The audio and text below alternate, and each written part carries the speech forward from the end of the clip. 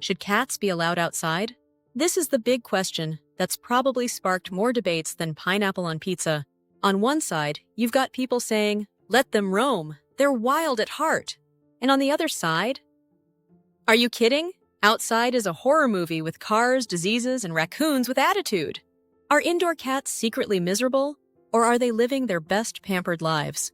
Are outdoor cats brave explorers, or just fluffy danger magnets with no health insurance? Whether you're Team Couch Cat or Team Cat Crusader, this video might just change the way you see your little furry explorer. So let's start with the big question. Is it unnatural to keep cats inside? Sure, cats outside get to do all sorts of wild stuff. Chasing bugs, pouncing on shadows, playing hide and seek with the wind.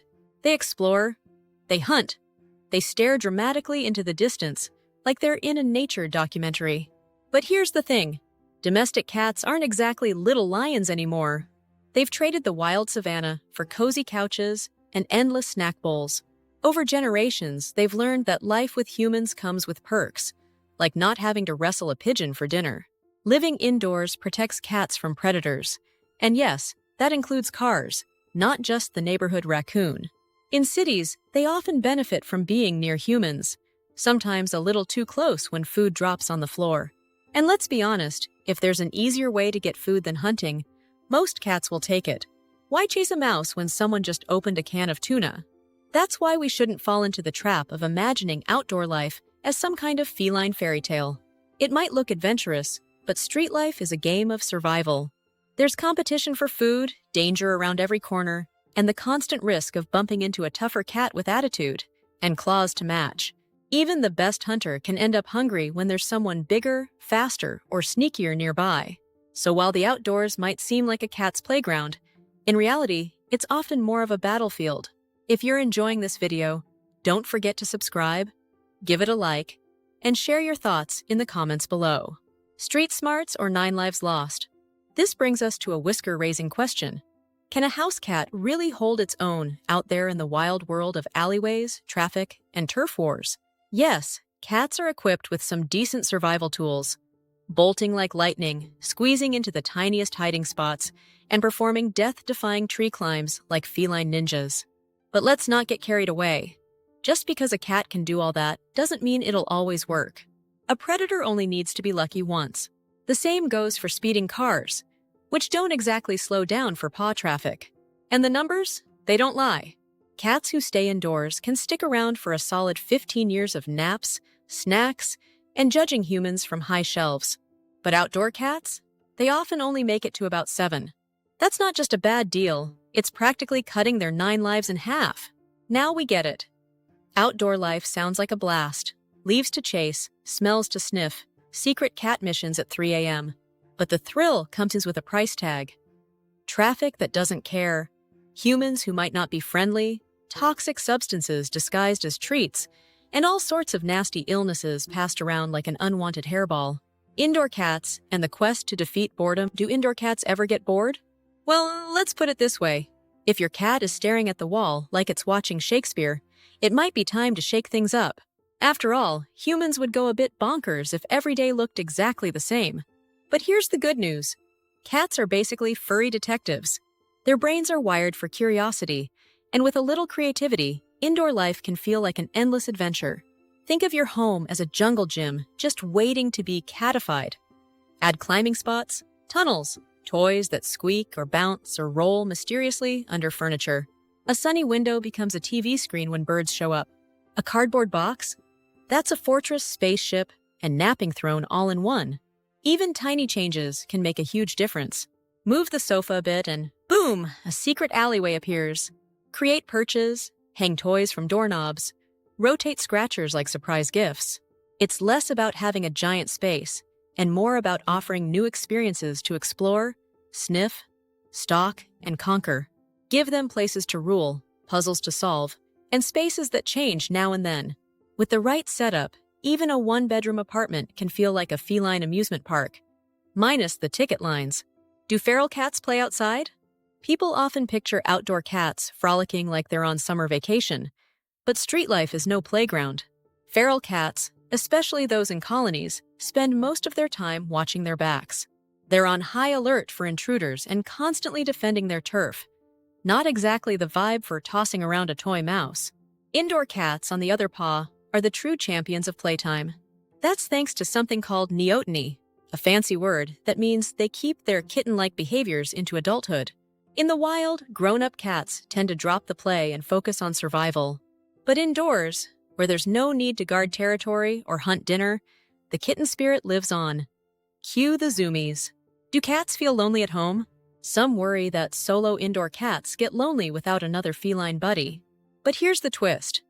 Cats aren't naturally social creatures. In the wild, they mostly fly solo. Sure, some female cats team up during kitten season, but male cats? Lone rangers, all the way. So not every cat needs a friend. In fact, tossing another cat into the mix can lead to drama.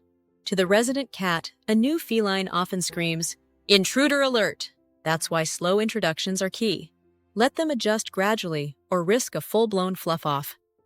It's not antisocial, it's just how cats roll. Can a cat adapt to indoor life after being on the street? Cats with a rough-and-tumble street past might miss their old haunts at first. How quickly they settle in depends on things like age and how long they've been living wild. Animal welfare groups today often take a different approach. Instead of dragging adult ferals into unfamiliar homes, they focus on managing cat colonies where those cats already feel secure. Trap, neuter, return is the go-to method. It stops population booms while letting cats stay on their turf. Kittens, being more flexible and frankly less streetwise, are usually the ones scooped up for adoption. And guess what? Plenty of former street cats have embraced the indoor lifestyle like royalty. Some even look at the open door and go, "Nah, I'm good." What diseases can cats catch outside? When cats head outdoors, it's not just squirrels and shady alley cats they might run into. It's germs, parasites, and viruses ready to party. Some diseases, like feline immunodeficiency virus, FIV, toxoplasmosis, coccidia, and giardia, don't care if your cat is vaccinated. Vaccines are super important, yes, but they're not magical shields. They wear off over time and can't stop everything. Outdoor cats might sip from murky puddles that are basically germ cocktails, or get into a brawl with another cat. FIV, for example, is passed along through bite wounds and has even earned the charming nickname, the aggression disease. Why are cats treated differently today? Back in the day, cats were seen more as pest control officers than beloved companions. They hung around barns and fields, chasing mice and doing their thing. They were useful, sure, but not exactly getting birthday presents. Fast forward to now, and things have changed in a big way. Cats have climbed the social ladder from helpful mouser to full-blown family member with a spot on the couch. People care deeply about their well-being, and with that comes a shift in how they're cared for. Today's goal isn't to send cats back to their outdoor roots.